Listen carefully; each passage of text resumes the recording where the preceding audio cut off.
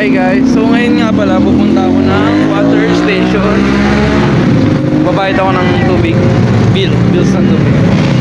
Ito lang isa may sanit ko.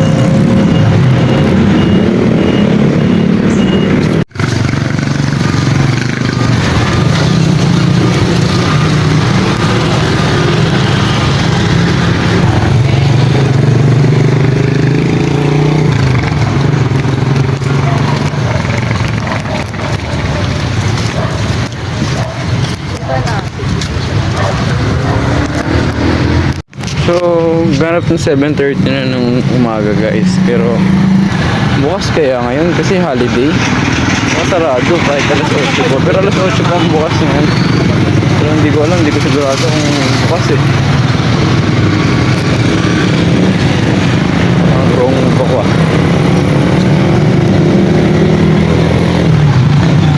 Hey guys, so bumili nga pala ako ng maalmusal namin ni Alang Isang.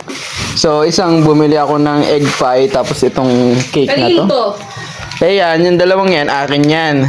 Tigisa tayo. So, may ganun. Binilang ko rin yan guys. Binilang ko rin yan guys kahapon. Nang ganyan din. Siya lang umubos.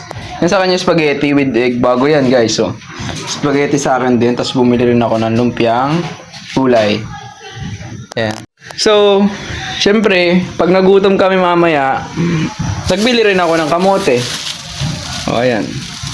Tapos, pagkatapos namin kumain ng spaghetti, guys, nagluluto din ako ng okra. Para kung sakali man, edi syempre, panglaban na din. Anti-cholesterol kasi ang okra, di ba? Alam niyo naman. Ayan, guys.